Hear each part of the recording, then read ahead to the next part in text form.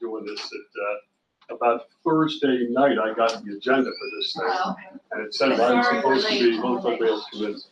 How are you? Hello, how are you? You're not late, are you? We are. Detention. See, after We got school. detained at the school store. Were we successful in finding socks? We had to buy socks out of scarves. Oh. All right, we all set? By the way, hi to all the classmates who couldn't make it that are listening here.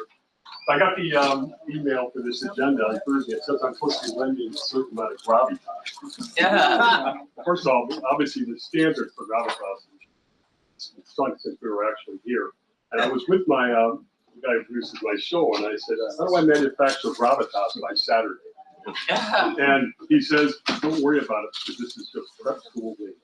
Public high school guy.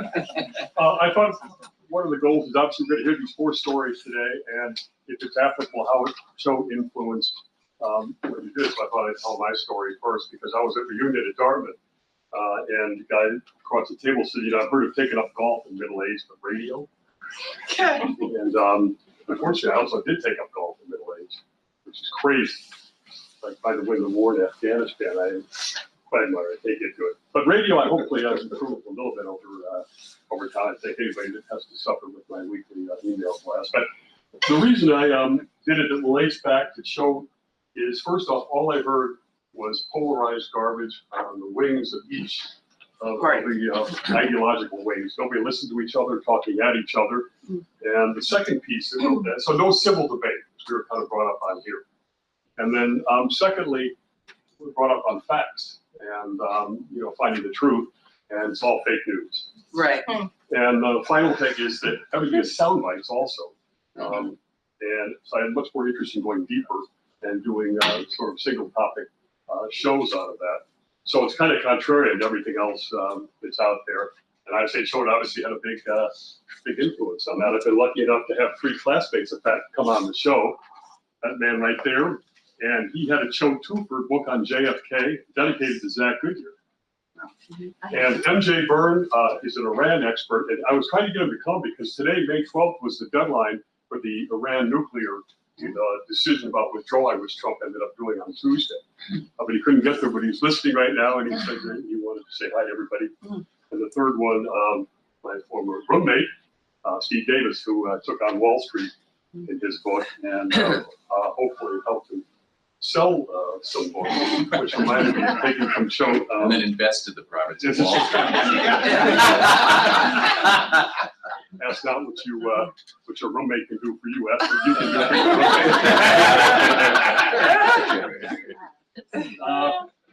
I hate to do this, be serious, but comparing one of the things we've done some shows recently on sexual harassment by powerful people.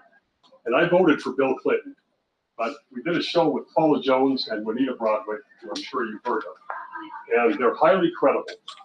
And not only that, while the president denied Juanita's story, the truth is he actually apologized to her. And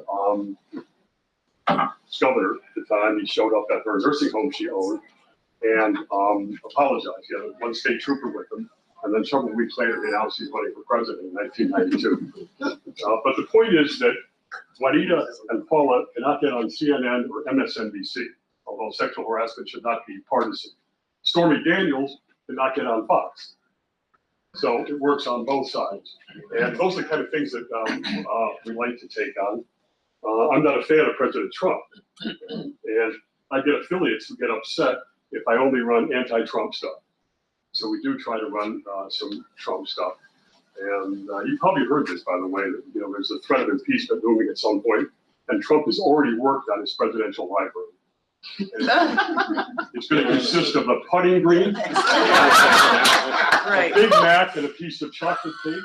Yes. And a black book with porn star phone numbers. Yeah. And it's going to be in and out in 5 minutes. Right. Anyway. Oh. London, that's what he's in reading. Okay.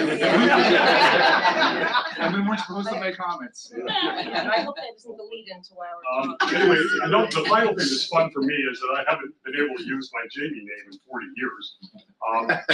I got to sixth form year and I kind of felt that introducing myself as Jamie, I felt like I was a 6-year-old kid. But what topped it off is Mr. Subtle, Tom Generous, comes up and says, you gotta lose Jamie in college.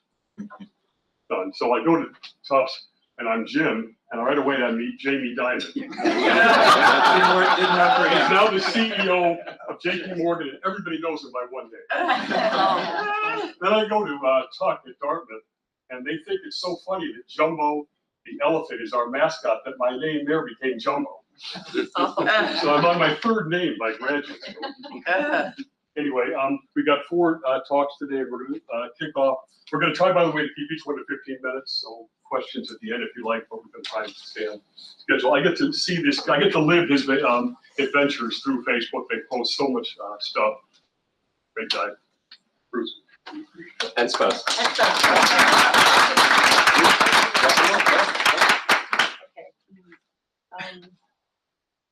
No, it's just occurring to me that this is what happens when you marry a Choate.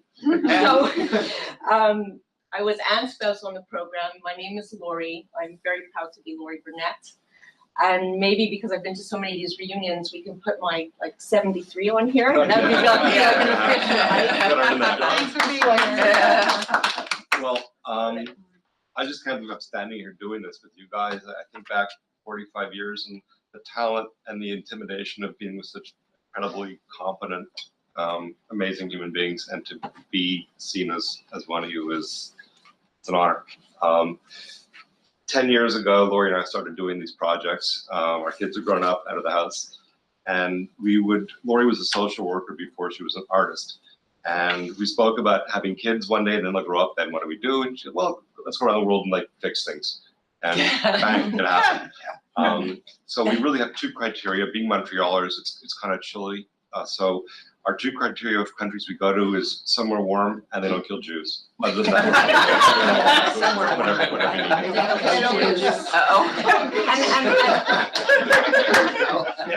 Wi-Fi and internet are also. Ideally, but we haven't always had that. So this is a bit of an overview of what we've done, sort of a broad spectrum, and we've tailored it for Choate because the end piece reflects a conversation that Lori and I had with some of the administration people 6 months ago, and I want to sort of poke a trial balloon and get your feedback and thoughts in terms of if you think this is doable and valuable. Okay, here we go. Last reunion, there was at Chapel, there was a tape broadcast from President Kennedy addressing the Choate graduating class back in '63. So I managed to pull out some words from his presentation. And I think we all reflect this. It's been very much who we are and what we do, and it's been very much a guiding force and a guiding factor in our privileged life. So go. So over the 10 years, these are the different countries or areas that we visited, and the projects were done in each of these places. We started in India, which definitely, it was tops as an experience, and it really inspired us to move on and to keep doing this in as many different places as we could. We're going to talk a tiny bit about each one, and we can certainly later in the questions and answers, broaden the scope on any subject. Touch the screen, it's really cool. Yeah. So these are some of the things that we've done, teaching English language, working on environmental projects, working with kids. There's so much need in so many places. It's really not hard to find a vocation to do. It's by itself. And each time we go, we don't necessarily go with the same organization. We've researched, there are many international volunteer organizations out there. It's good to sort of, check them out a little bit before you go with them. We've had very good experiences with all, some better than others. And the one that we've used the most is the International Volunteer Headquarters, which has must have over 50 programs now running all over the world. What they are, it's an international clearinghouse. These guys are based in New Zealand. So they go around the world, find NGOs, suss them up, make sure they're clean and doing their things the right way. And there's just do things the right way. They vet them. So by the time you apply for it, you know that they're good at what they're doing. And by the way, you do have to apply, you have to be accepted, and you have to pay a fee. These are, we're getting room and board, which varies in level, but there is a fee to do the programs. So the first year we were building dormitories in Chennai, which is Madras, or was Madras in the olden days, which is where Brooks Brothers got all their fancy patterns from way back when. What you can see in this picture, and although that's one of the other volunteers, Bruce did that full days in 35 degrees centigrade, that is, Celsius. That's like 90 degrees. Yeah, so carrying bricks on your head in a bucket over a towel, up and down the stairs, 10 at a time, all day. It's like an Indian Stairmaster, basically. You'll lose a lot of that. There's no machinery, there's no moving stairways or anything like that. And just on the India thing, what I do want to say is we follow up and we keep in touch with a lot of the programs we've done, and in particular the one in India is going strong. And while we were building the second floor, they've now built an entire three-story building. So it's like 50 or 60 kids who are orphans who come there, they're fed, they're clothed, they're educated, and it's a family thing. It's We family. can create family for Yeah. them. Second place, we decided, okay, we'll move away from people and we'll go work with animals. We chose Vietnam. We were right near the Cu Chi Tunnel, so as far as history and there's tons and tons and tons to absorb. We were definitely the only Caucasian people in the area, so we were kind of like I don't know what would you call it? Two A more animals curiosity. in a cage, yeah. This was a wildlife animal rescue center. They were brought from all over with different, either diseased or having been kept, caged and poorly treated. This place was trying to rehabilitate them, bring them back into the wild, but into protected wild areas. So this was an otter pond. Any guess as to how this was created? Somebody? There you go. 352, right Yeah, over here. yeah. It's good. So Bomb Crater's now become a home for the otters, and the type of work we did in this type of place was clearing all the leaves. You see them here sparse, but imagine that, this high, we would clean those areas. This was a little guy we adopted. It's a loris. It was quite Not a adorable. lorry, a loris. No, They're loris, L-O-R-I-S. related. Interesting little creature, tiny, teeny tiny. The food you see in the plate is what we would do early in the morning is chop up all kinds of fruits and vegetables that were brought in, cleansed more than we would do for each other humans, like, decontaminated and everything. Chop them up into tiny little bits for these animals, big chunky bits for the larger bears, and literally feed them either through their cages or pop the stuff in. Cusco, in my younger days, building a school for pre-K. And again, you're at 14,000 feet and there isn't a plug for a power tool. So you're carrying cement, you're hammering, you're nailing, but you're getting kids to have a place to go and learn stuff. And you were doing other stuff at the time. I was working in an orphanage, bearing in mind that when we do these trips, it's usually Christmas, New Year's. So most of the programs that are normally going on during the year are closed for holidays. There's a lot of improvisation that has to be done. This one in particular was the only time where I was kind of given a group of kids, told, here they are, here's where you'll come every day, and that was done. That was done in Spanish. I had an interpreter, and that was the end of any English in the area I was in. I had no Spanish at the time. So I worked with these kids doing arts and crafts. I had no supplies. I had to go and find supplies. So it's a lot of improvisation and basically a lot of sign language. So, I need the scissors with something like that. But it works. It all works. These are kids actually doing their own laundry in a concrete tub. Screen. All right. So, this is cool. See this? Ghana. This is in Ghana. This is an orphanage in Ghana. This is a piece of concrete on the floor. Before we got there was dust and dirt. They cook over an open fire, and there's all kinds of crap goes into the food. I said, this is ridiculous. How do we get this cleaned up? Oh, Mr. Bruce, it's really expensive. What do you have to do? Well, put a concrete thing down. How much? $75. I said, well, here's $37 now. When you finish it, 37 more comes. So as a result of $75, these kids are eating clean food for the rest of their lives. It goes so far. And we were a bunch of volunteers, 12, 15 of us teaching, working with kids. And in this program, we actually lived in a house which was owned by this man who was the pastor, reverend pastor, whatever, and he had developed this program. So it was an orphanage, but he was trained as a teacher, so he attached a school to it. So some of the kids were actually living in the orphanage, about 30 or so, and another 150 would come every day for school. And food. We fed them lunch, and the early morning shift would go in and literally bathe and dress these kids and get them ready for school. Mm-hmm. Yeah. This is Africa also, we've been in. This woman here is somebody I know from Montreal who's an incredibly dynamic person, married to a Beninois chieftain. This was celebrating 10 years of women's microfinance. And there's one thing we've seen all over the world, it's that women rule the roost. And the more we empower women to organize, to operate, to collaborate, the better the chance this planet has of surviving. And, you know, if I become a feminist, anybody else. Yeah. This was in honor of 10 years of a extremely successful program. Every project that had been funded had succeeded, had met the criteria to be funded, and then had, you know, achieved beyond what they were. 1,200 microfinances. They would give them a $600 grant, and they would lend them $600 to be paid back over X number of years. The payback rate was 100%. 1,200 out of 1,200. And basically, they were, again, it was all women. There were groups of women who had some little industry going, and this was to facilitate and help them expand on what they were doing and learn business skills and here they're being taught these are the products, and they're taught literacy, they're taught basic accounting, and taught how to put a business plan together. And what the transformation in the villages is just. And we had the option to walk through the village with 1,000 women, literally 1,000 women in a celebratory parade, which was then we gathered, and there was a huge presentation done to all the locals, including you know, mayors and governors and whatever. Tribal chiefs, the whole thing. Yes. This is the Amazon basin. The soil, I mean, we all think jungle's got great soil. They have lousy soil that goes this deep. And one rainfall, I'm sure half of us know this, and it washes away. So you have all kinds of invasive stuff coming in, growing quickly and destroying.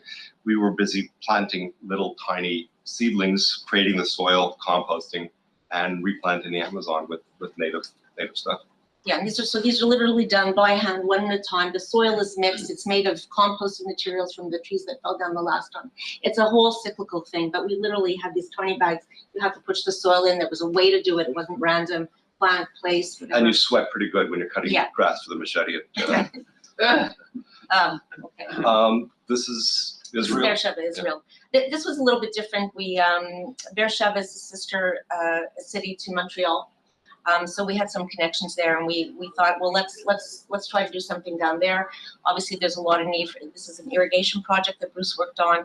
I also worked with, well, we both worked with at-risk youth, adolescents who were in programs for a number of reasons, but a very, very, very well coordinated program where everything from emergency like intake to you know, getting them into high school, and even the schooling being in the same area was a very well collaborative. This water plant now serves almost all of Israel and produces water at 50% of what normal water costs. It's all wasted, recovered, recycled water, and it's just a tremendously economical and practical way of environmentally appropriate use. Wow. I smile when I see that one. I don't know why. These kids were amazing. So this was basically teaching. We lived right in the city in Vientiane in the neighborhood. We always lived right in the neighborhood we're working in with other volunteers who tend to be about 40 to 50 years younger than us, but whatever. So this was, again, these were school children, elementary age school children. The teachers literally leave the rooms. We walk in, the teachers leave. There's nothing, we've given nothing.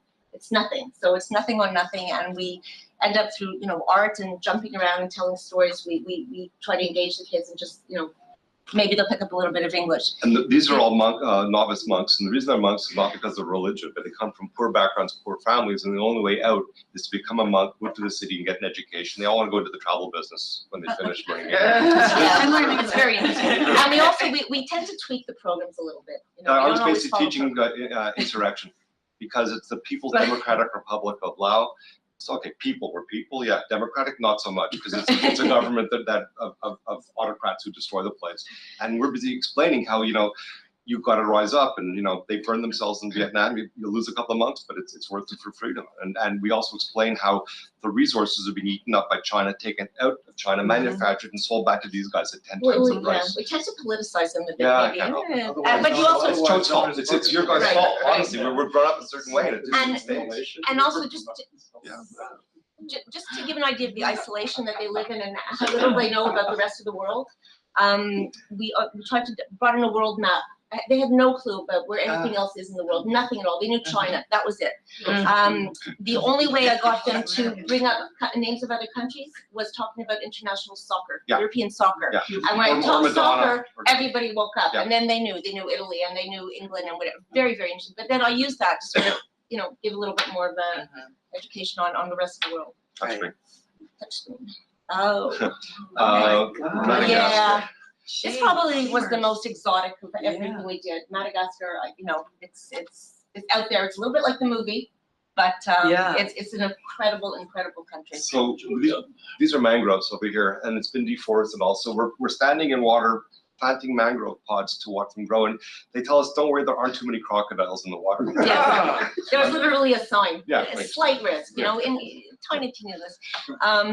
Early mornings and sometimes in the evenings, the other job was to track lemurs.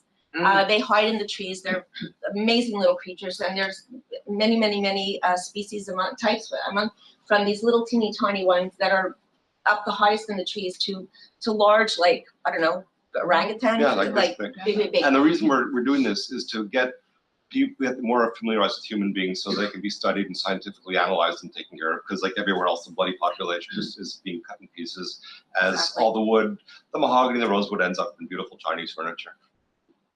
2 minutes. Oh dear. Um, Okay, a little bit more. Colombia, This is Colombia. teaching more. I want to get to Choate. Okay. We can get this Actually, you can printed for take a look you. at the stuff over here, but this is really, I think these are the areas we've discovered as being really important: education, healthcare, electricity, water infrastructure.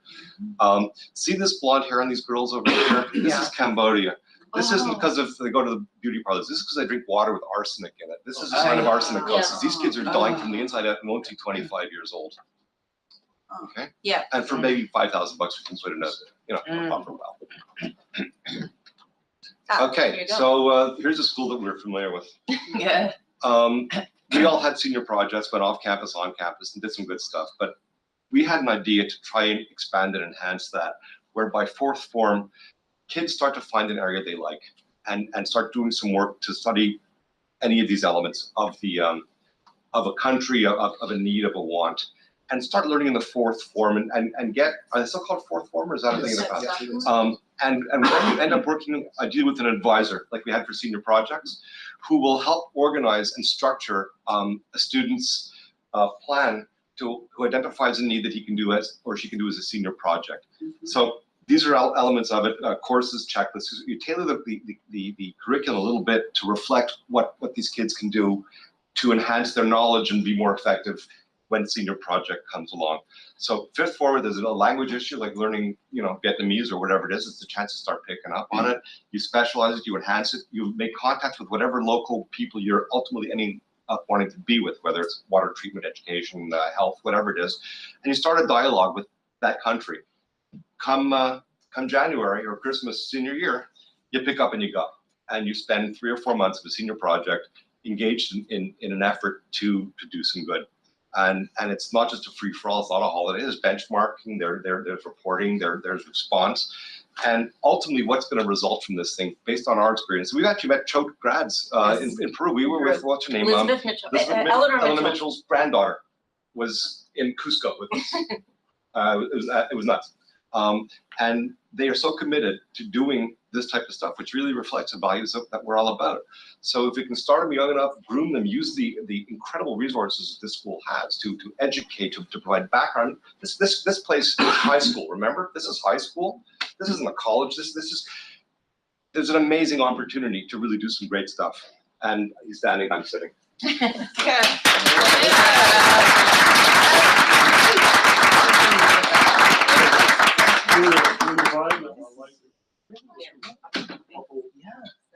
There's one. What was, Spike was a working party. Sorry? Excellent job. There will be plenty of time for questions and drinks afterwards. All right. And this is merely to sort of plant the seed with our class to improve discussion communication on exciting opportunities. And we have to be out of here by 2:30. What? Well, we can do that. Otherwise, When is deadlines over? that's. I know. Cambodia, we were in, we went across parts of Cambodia. We were in Laos more, but we started in the north and all the way south. Siem Reap, We'll see my book. There we go.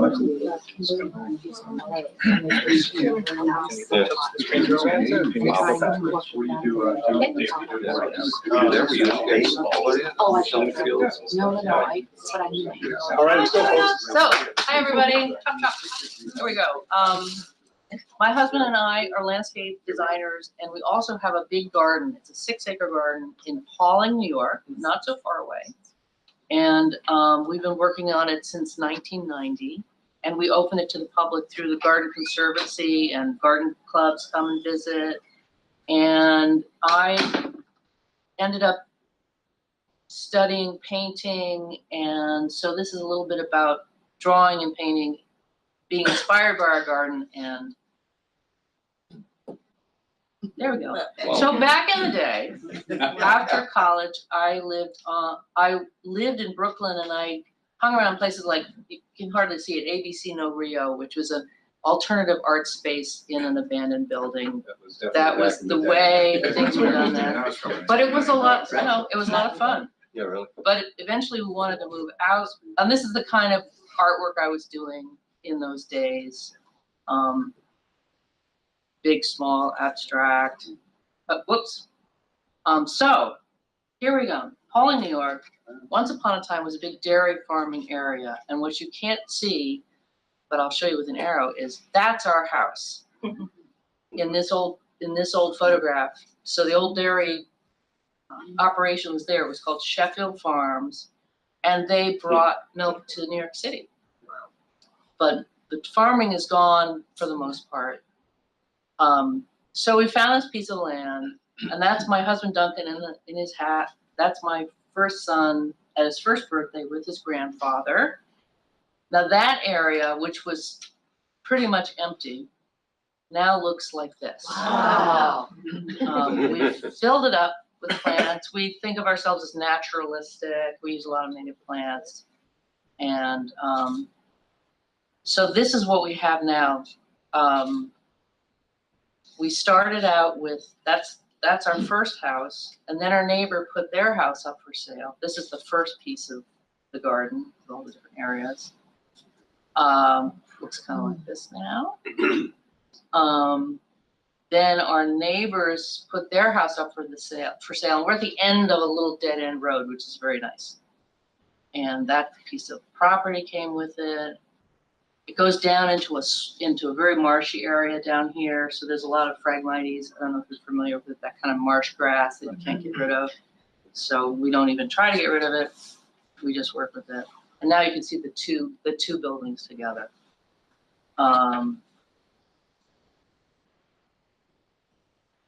There used to be a driveway that went between the two houses, so we ripped that out, put in some more plants. When in doubt, put in more plants. That's our motto. Here are some of the other areas. Some of the old trees are there. But there's all this great stuff to, berries and I don't know. So it's like for an artist, it's like being in a candy store, in my opinion. You get these juicy, juicy looking berries. And then I started doing paintings of berries. Who knew? Who would guess? Here's another, this image is by a friend of ours who's Norman McGrath, who's an architectural photographer, he's a great guy. And he's taken some great pictures for us. So this is a plant with some incredible blueberries, and it's actually a Chinese fringe tree. And they're not edible, but don't you wish that they were? I don't know. So then I did more paintings like that. Down below where there was it was an old pasture, so we've added lots of plants. And here and there, a rustic bench or a bridge over a stream. And these incredible, crazy, if you come in October, which is when we have our open day, you get these crazy looking capsules on this native plant that also gets really cool leaves. And when these open, there's like little orange berries inside this pink thing. And people at the open day, I guarantee, are going to come up and say, what is this thing? So, What you know, I is did a painting that, it's Euonymus atropurpureus, which is also known as Eastern Wahoo. Huh. So, These are all native to your area? that one is, this one is. The Chinese fringe tree is not, sorry to say. We do have the native fringe tree also, but I don't have a painting of it. This is a Cornus racemosa, which is a native dogwood, great pollinator plant. A little painting of that. So there I was doing all these paintings of plants, and I thought, you know, maybe I should study a little botanical illustration so I could do a painting like that. We don't have any of those things in the garden. So I took some cool classes, including from this guy who's just the best. This is Dick Raw, who still teaches plant taxonomy, and he's like 1 million years old. But he does these incredible paintings. Wow. And so there I am, you know, I had been doing art that was more abstract, more self-expression, and here you are with botanical illustration, which really is illustration, it's scientific. And so here's a carrot, as you might have guessed.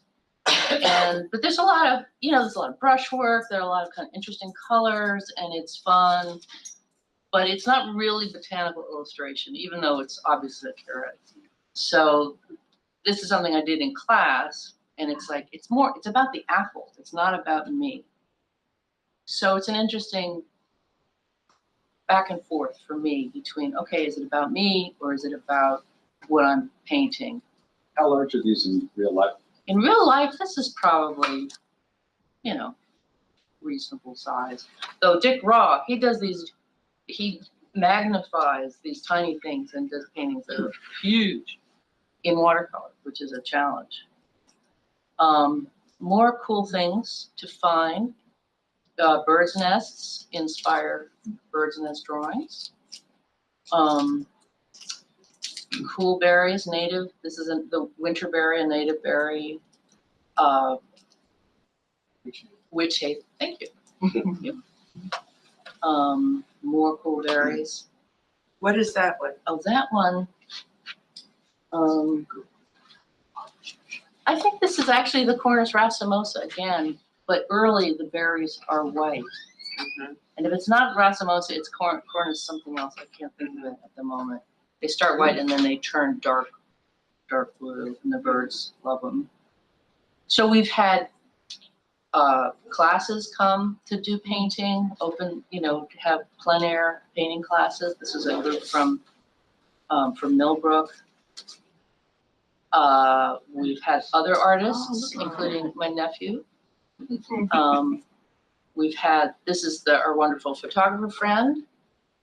And so we have painters and photographers exchanging ideas in the garden. This is Finn's painting. Very, very talented young man, I must say, if I do say so myself. And this is that same 1-year-old, 27 years later, fast forward, old enough to drink. And a lot of the pictures are by my husband Duncan, and the others are by Norman. And I hope that you'll come to our open day if anybody's in the area, rain or shine. So.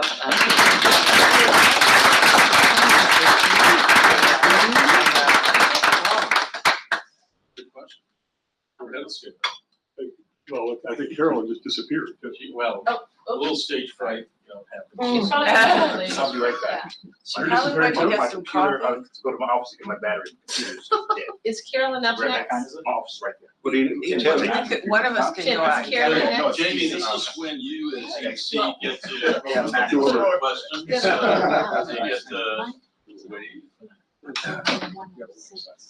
Yes. By the way, Louise is, Oh, 2:30, right? Yeah, Wanna tell people- okay, if you're interested in hearing more talks, Here's Carolyn. I'm gonna be interviewing, an author of 4 books and the guy who wrote The Wizard of Lies, HBO, Netflix, class of '83. And I'll be interviewing him to find out how he did it and what he's thinking But and tell all them that. where. Oh, room 106, right down there. Isn't this Where one? is No, no, it? this is Oh, 106. You're in the Oh, comments. You're in the comments. It'll be in the comments at 2:30. 2:30. 30, yes. Thank you. Okay.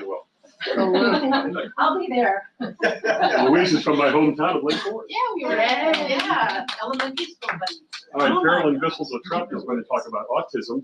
And I had the opportunity to interview Bob Wright, who ran NBC for 20 years, but he started with his wife, Autism Speaks. Rachel, you all set? I guess so. Okay. Carolyn. It's great to be surrounded by old friends. So, have you ever asked yourself, what is the purpose of your life? After retiring, it was time for me to look back at my life experiences and where they've led me to. Why have I been given this hand of cards? I have one of the first children diagnosed with Asperger's in Connecticut. I lived for 10 years overseas in developing countries, beginning of my marriage. And then I ended up running a bed and breakfast with my husband for 15 years. I worked at an aviation museum, went back to school, got my master's in special education, and ended up teaching the history of aviation. And history was my worst subject in school. I hated history. I was a math major. What am I doing teaching history? So my life experiences have been so off of from what I imagined my life would be like 45 years ago with you all. And so I'm wondering, what does this all mean? And I think now I see what I need to be doing. The population of students once diagnosed with Asperger's, and now referred to as on the autism spectrum disorder, has skyrocketed in the last 20 years, from 1 in 10,000 to 1 in 57. Society's focus has been on meeting the needs of this population from an early diagnosis as early as possible in preschool, and then meeting their needs through high school. And school programs are now extended to the age of 21 to keep them engaged. And parental health insurance covers now the children to the age of 26. But there has been no time or focus spent on the next step of their life for this population. I've seen, however, what it is to be part of this world of autism over the past 3.5 decades, and know what it is to develop educational programs, and run a dormitory, and be resourceful, write grants, persevere, solve problems in third world countries.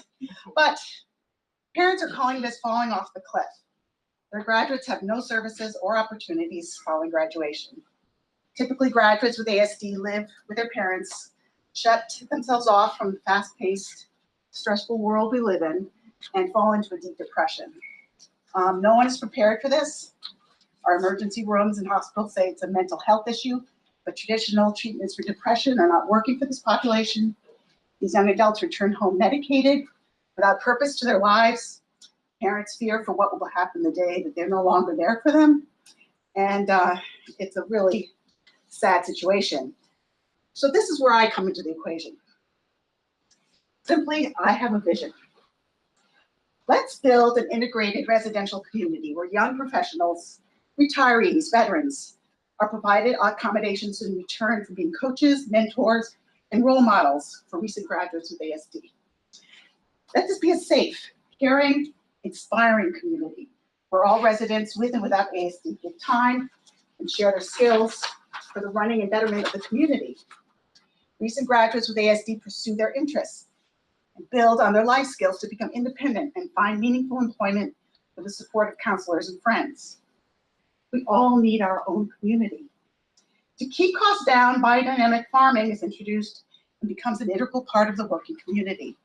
Residents participate in operations and benefit from a healthy lifestyle and learning how to produce, process, cook, and preserve their own food. Campus facilities are shared with their local town community to create bridges of mutual understanding and opportunities for collaboration. I call this project Partnering to Reach Aspirations. Our recent graduates with ASD grew up with special interests and aspirations like all of us. They worked harder than probably most of us to obtain their formal education. Some have completed college and graduate school, and it's time that they have the opportunity to be who they are, pursue their strengths, and to be given, and for their lives to be given purpose. The existing property being considered for this project allows for this non-for-profit to establish itself quickly once initial funding is acquired, and to grow in stages as needed, depending on the interests and goals of its residents. The main building is on a 56-acre campus that once was served as a seminary in the 1960s. There are accommodations to meet the needs of 100 residents, half of whom are transitioning from student life to independent living and meaningful gainful employment over the course of 3 to 4 years. By transitioning our recent graduates to independent living, we will greatly decrease the risks of them becoming wards of our state and greatly increase the contributions made by these unique and often brilliant thinkers. If you are interested in following the development of this project, please give me your name and address, and I'd be happy to keep you informed. We welcome anyone who would like to join us on this journey of our lifetime. Thank you.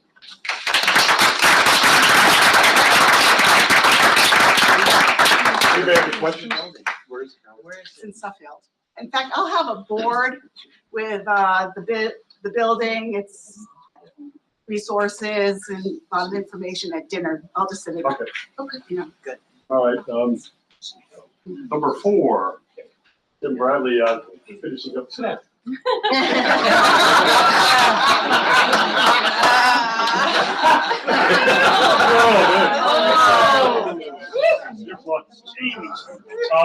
Finishing up 24 years as a legend here in our admissions office. I do want to tell one brief story because we are fellow Chicagoans. And very first semester that we went home, we flew together from Bradley Field, which is appropriate for Tim Bradley. And so a month later, whatever, we're at the airport, my mom and me, and Tim is there. And he comes over and he whispers in my ear. He's had a really tough vacation break. Friends in his neighborhood there thought he was talking different. And he had just made adjustments over here at Choate, where major adjustment coming from the south side. So he says, Jamie, I've left my ticket at home on purpose. I'm not going back. And my mom doesn't hear this, but she hears he's lost his ticket when he tells her. And my mom personally got him on the airplane without a ticket. Oh. And when my mom passed away in 2010, I asked her for permission to tell this story. And what I remember him telling me is that throughout his life, certain people seemed to come when he needed them to do stuff to help him make such a great story of success in his life. And now he's come and done that for the folks coming up. So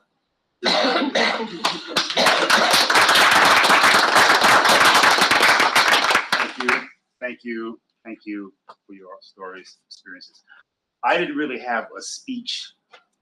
Folks said last night, can we hear your speech? I don't have a speech. I just wanted to talk a little bit.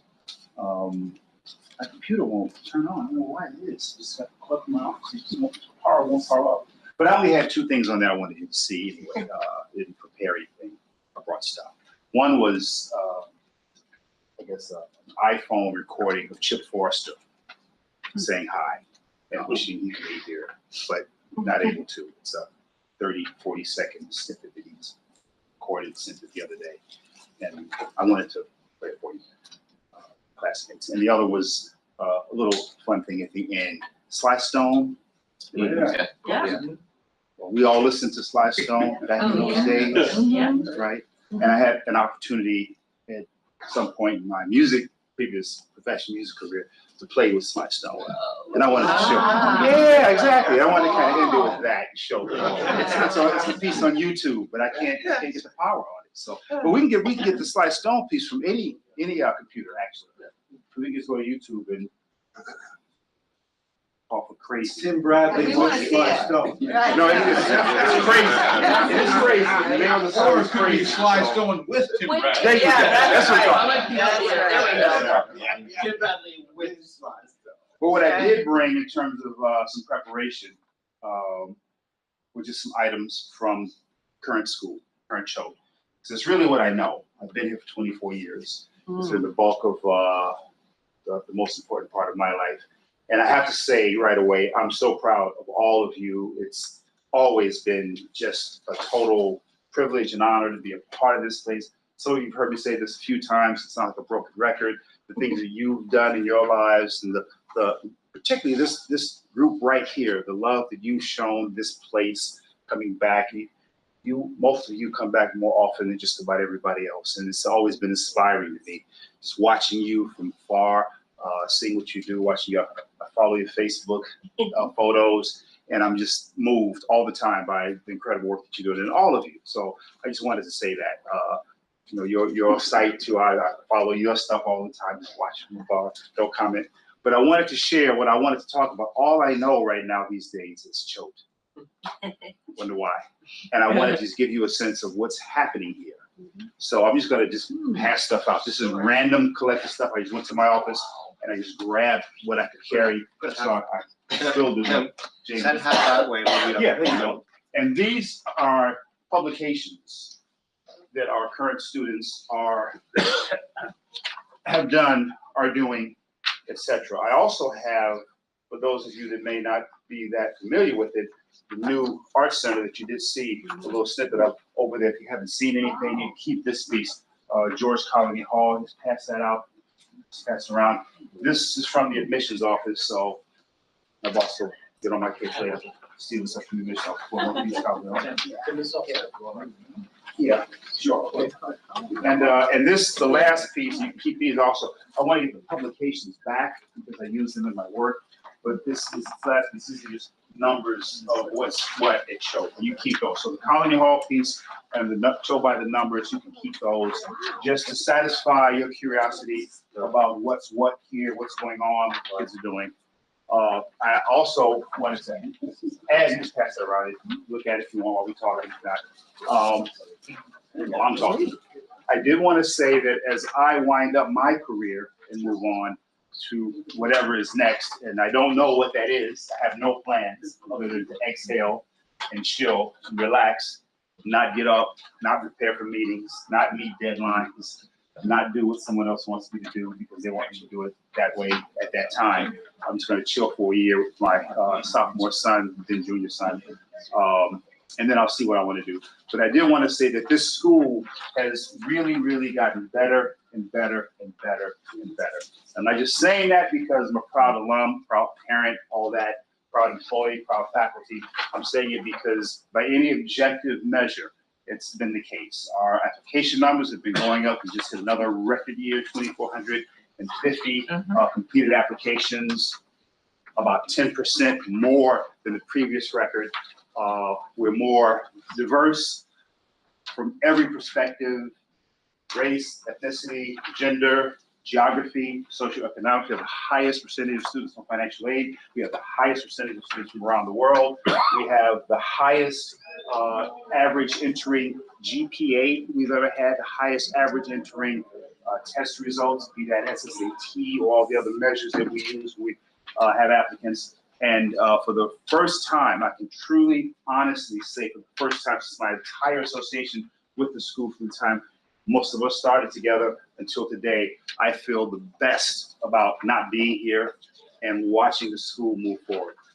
Dr. Alex Curtis is phenomenal. He's done an incredible job in so many ways. I did ask our classmate Linda that I might call on her because she too is a witness. We were two of four Black kids in our class. Lisa Williams, remember her? And Alan Blackwell. Yeah. So we were the four. Right now, our student of color numbers, if you include international students who are Asian, African, Caribbean, etc., and you won't find that in these numbers. I don't know if I should say it. Camera. It's being recorded, so. No. I'm leaving anyway. Yeah, they're gonna do it. No, I'm just showing about that. But I leave. It's about 47, 48%. Published numbers that you have indicate 35 or so, I think. Yeah. It's about 47, 48% total. And that's incredible. Linda can give some information about our trustees, the makeup of our trustees. When I arrived here, there was one Asian person and one alum, African American, on our trustees. There were about 35-ish, Linda, is that about right? Somewhere in there. 26. It goes up and down, but right now those numbers are a lot higher than that. Women, I think there were 3 when I got here in '94, and now there's it's really improved vastly. Senior administrator, our associate head of school, Kathleen Wallace. I can go on. 2 years ago, we hired the first people of color to the senior administration in the school's history. My immediate supervisor, director, manager, boss, Amin Abdul Malik Gonzalez, who went to Loomis. And we have Dr. Keith Hendrick and his wife, Dr. Holly Hendrick, who started with us this year from Chicago. Shout out there. So it's really progressing in ways that are just incredible. Our endowment is higher than it's ever been. It's just a really, really wonderful place. Some of the programs that you talked about possibly initiating, some of those kinds of programs have started. We have what we call our signature programs, our Kohler Environmental Center. No facility like it on earth, nowhere. Totally distinct and unique. In that students, high school students, live there at a place like that. So who's seen the SAC, the new SAC? One person. You gotta go see that. What's that? I'm sorry. I'm so used to that. And I get on our students doing that. Yes. These acronyms, initials, and Yeah. we want to talk about Student Activity Center. Okay. When we were here, the Where is student right next to the dining hall. You Okay. have to see it. Yeah. You have to see it. It's unbelievable. Yeah. It's absolutely Yeah, it is. amazing. When we were here, the SAC, I don't know what we called it, but it was right at the end of the football field there. Oh, the old, what used to be the old gym theater. Yes, I remember I saw the great Kreskin there. Oh, yeah. Some of you all were hypnotized, but I remember. You don't have to admit it. Ken Kesey. Oh, That's that's what they were Floss called. kegs. Yes, Yeah. dances, that's what they And had, we dances. practiced there for Canterbury Tales. Exactly. And then the first production in the Art Center was Canterbury Tales. We practiced in the old gym theater. Right. Because the Mellon Art Center wasn't yet finished. Well, that's been the SAC, Student Activity Center, Yeah. forever. Okay, so that's it. And it was old when we were here. Yeah. With students just up till 3 years ago, that was their SAC. That's where they had all their dances and all their special functions. The building that we have now is absolutely unbelievable. You have to see it. If there's no other facility that you see today, I absolutely want to urge you to go visit the SAC. It is incredible. Okay. Money's still in the kitchen. What's the old SAC? Yeah, really. Yeah. The old SAC still there. They're doing, not sure. I don't know if they're sure. Talk of moving admissions there. There's talk of that. Talk of moving the head's office and admissions, which we're located right there in Archville. We're the first level of Archville right now. The admissions office, first level and lower level, garden level, and the head's office is right there, and the associate head's office is right there. So, and the girls' dorms are up above that. So there's talk of doing a little bit more restructuring. So it's really been some amazing changes, and it's really, you really should be prouder than ever of having attended this place, because it is really rising in just unbelievable ways, more so. And I feel great about leaving the school and knowing that there's really nothing left for me to do here. It doesn't matter. They're on the case. It's happening. It's happening. Linda, There's still stuff we can do, but we've made extraordinary progress. I've been on the board, I guess, about 9 years now. So I was part of the Ed Shanahan here when Alex came in. And Alex, his relationship with the students is amazing. The last board meeting, we were coming up these steps and the young woman's in front of us, and she was playing, I think, third something, and tennis.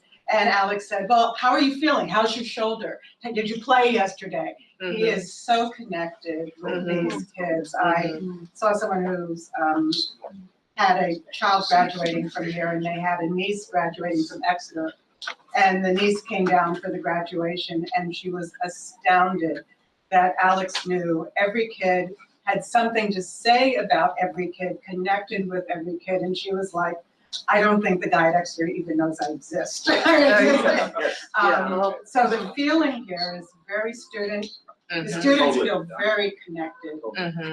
When Ed left, my son went here, and I wrote Ed a note and said, when I was here, in many ways, it was a fairly hostile environment, especially down on this campus, both as a woman and a person of color.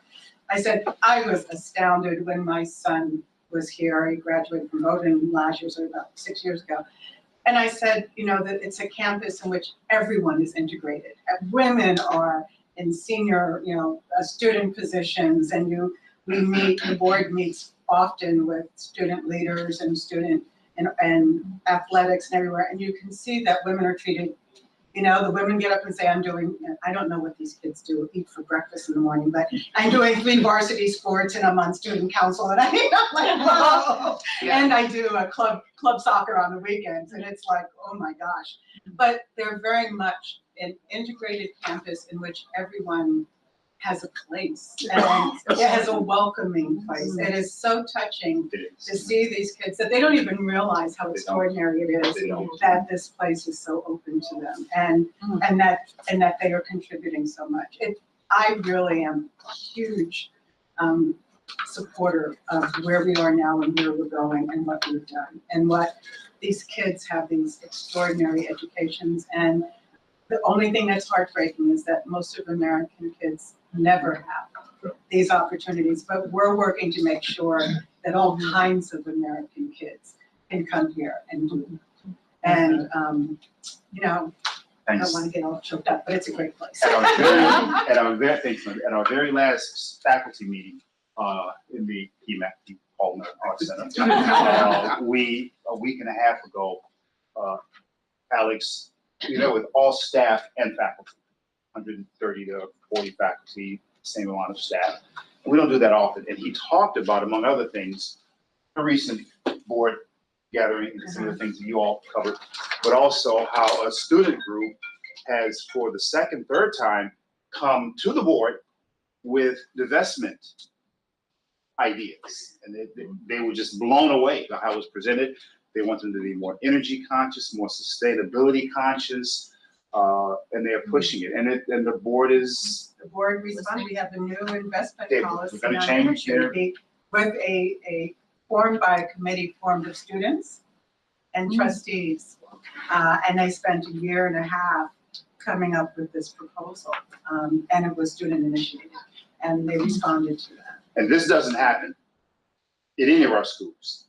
This doesn't happen where students have that kind of power and they use it and they're taught how to use it. So the school is just in great, great hands. And that's really all. I didn't really have a prepared point of view to express about my experience.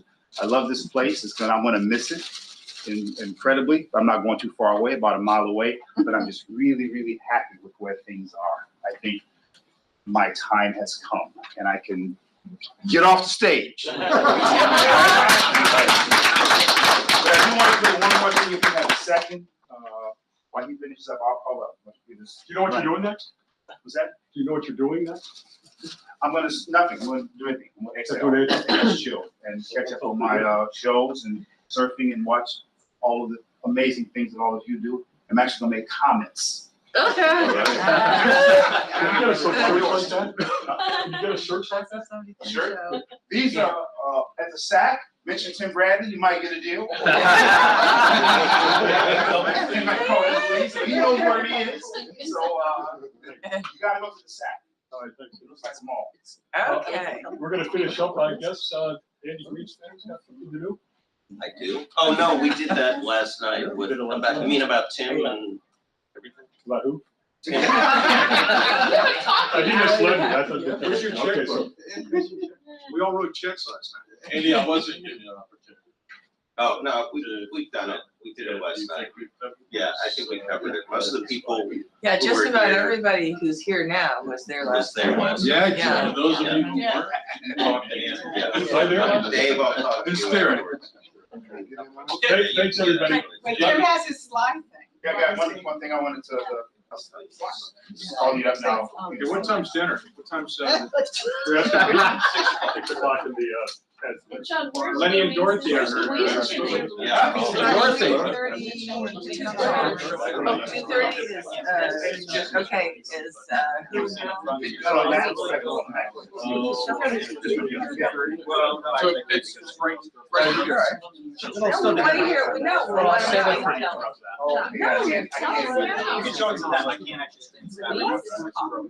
Guys, as we finish up, Louise, that begin again is in the comments, which is where, right out here? Or? Just right through here, just right past all the cookies and coffee. It takes two. Is it like at the end or where? Well, I'll try to search. Okay. I can't show it on this because it'll screw up the feed. It's a streaming thing. And, Ross Morris, my wonderful colleague from the communications office, hooked us up with. Let's do it, Ross.